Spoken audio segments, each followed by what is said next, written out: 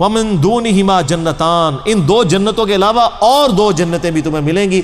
فَبِأَيِّ آلَاءِ رَبِّكُمَا تُكَذِّبَانِ مُدْهَامَّتَانِ، دو نہایت سرسبز اور شاداب گھنی قسم کی جنتیں، یعنی جہاں پہ گھنے قسم کے درخت ہوں گے.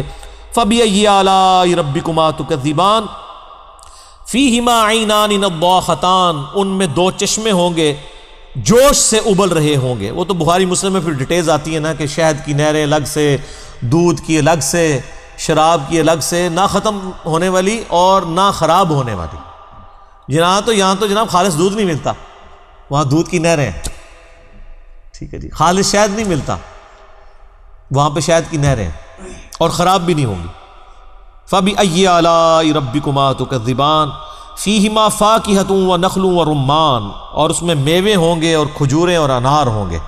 فَبِأَيِّ آلَاءِ رَبِّكُمَا تُكَذِّبَانِ، تو اے جن و انس کے گروہ تم اپنے رب کی کون کون سی نعمتوں کو جھٹلاؤ گے.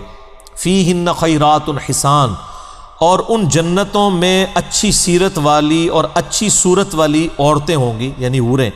فَبِأَيِّ آلَاءِ رَبِّكُمَا تُكَذِّبَانِ حور مقصورات فی الخیام، یہ اب حور کا لفظ بھی آ گیا. یہ حوریں ہوں گی جو پردہ دار خیموں میں ہوں گی.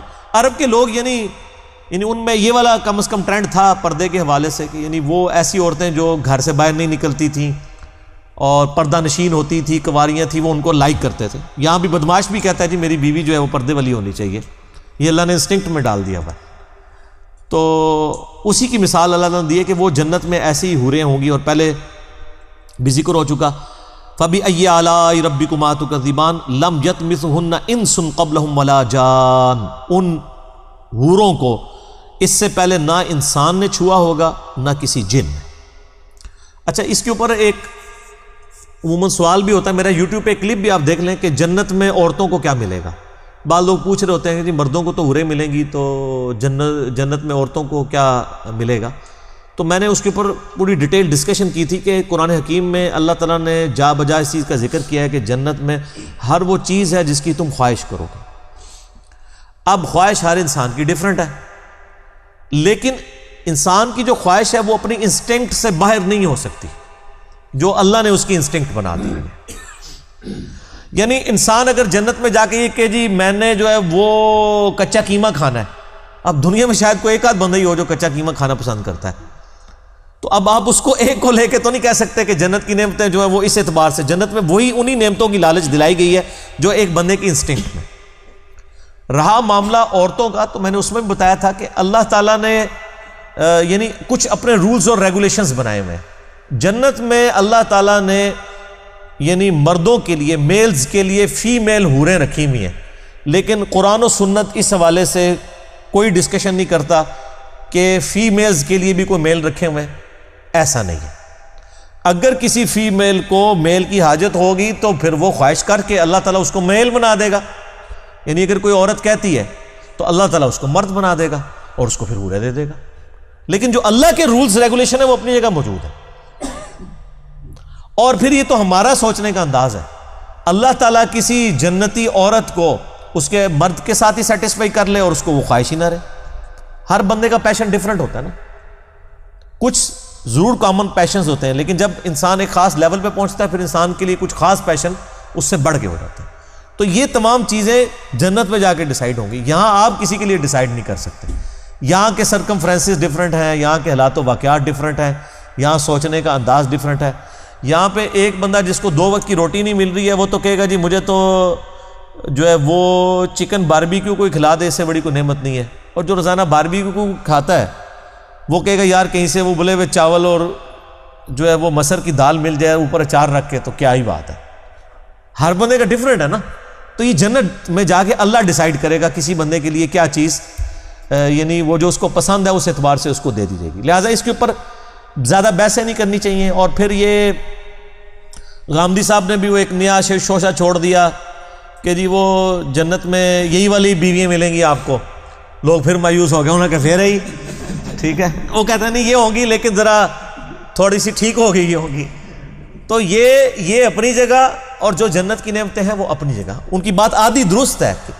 جو دنیا میں عورتیں ہیں ان کا حسن جنت کی عورتوں اور حوروں کے حسن سے بڑھ کے ہوگا، کیونکہ یہ تو ان کے لیے جنت بنائی گئی ہے نا۔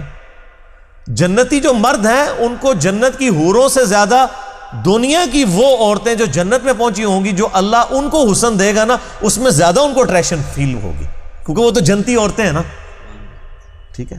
تو اس لیے جو ہے وہ ان کے لیے اپنے خاوندوں میں ہوگی، اور اگر کسی کا خاوند دوزخ میں ہوگا یا کافر ہوگا یا جنت میں پہنچنے میں کامیاب نہیں ہوگا تو اللہ تعالیٰ اس کو کسی اور مرد کے ساتھ اٹیچ کر لے گا۔ یہ آپ کو ادھر میں نہیں میرج بیورو کھولنے کی ضرورت نہیں ہے کہ کیا ہوگا، یہاں پہ بھی لوگوں نے یعنی وہ عجیب قسم کی وہ روایتیں، وہ طارق جمیل صاحب بھی ایک لیکچر میں بیان کر رہے تھے، اور اکثر وائزین بھی، وہ جی جنت میں حضرت مریم جو ہے وہ نبی علیہ السلام کی بیوی بن جائیں گی، حضرت آسیہ نبی علیہ السلام کی بیوی۔ یہ کہاں لکھا ہوا ہے میرے بھائی؟ کیوں لوگوں کو آپ یہ کہانیاں بتاتے ہیں؟ یہ اللہ کے معاملات ہیں، یہ وہاں جا کے پتہ چلیں گے۔ آپ یہاں بیٹھ کے اپنی بیویوں کی فکر کریں، نبی صلی اللہ علیہ وسلم تو جنت میں پہنچے ہوئے ہیں، ٹھیک ہے، ان کے لیے تو جنتی نعمتیں ہیں، آپ اپنی فکر کریں کہ آپ کے ساتھ کیا بن رہا ہے، ہمیں اپنی فکر کرنی چاہیے۔ فَبِأَيِّ آلَاءِ رَبِّكُمَا تُكَذِّبَانِ، پس تم اپنے رب کی قدرت کی اور نعمت کی کون کون سی نعمتیں ہیں جن کو تم جھٹلاؤ گے۔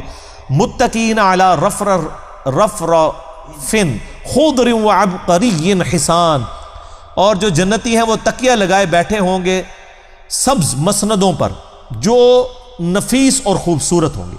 یہ دیکھ لیں آپ، اللہ تعالیٰ کو گرین کلر بڑا پسند ہے، اس صورت میں کتنی جگہ گرین کلر کا ذکر آیا ہے، دنیا میں بھی اللہ نے گرینری کے اندر کیا اٹریکشن رکھتی ہے، سبحان اللہ۔ فَبِأَيِّ آلَاءِ رَبِّكُمَا تُكَذِّبَانِ، تو اے جن و انس کے گروہ تم اپنے رب کی کون کون سی نعمتوں کو جھٹلاؤ گے۔ اس لیے میں کہتا ہوں گرین پگڑی پہننا بھی جائز ہے، اور میں نے پہن کے بھی بتائی ہے، اس پہ بھی میرا ایک کلپ چڑھا ہوا ہے۔ تو چونکہ اب کاپی رائٹس ختم ہو گئے ہیں، پہلے کاپی رائٹس تھے، اس کے خاص جماعت کی نشانی تھی، جب انہوں نے اب اپنی نشانی ختم کر لی تو پھر میں نے بھی گرین پگڑی باندھی کہ اب اس کے کاپی رائٹس ختم ہو چکے ہیں۔ تبارک اسم ربک ذی الجلال والاکرام، اے نبی صلی اللہ علیہ وآلہ وسلم، بڑا بابرکت ہے آپ کے رب کا نام، بڑی عظمت والا، اور وہ ہے احسان فرمانے والا۔ اس کے اوپر یہ سورت کنکلوڈ ہوئی ہے، سورۃ الرحمن۔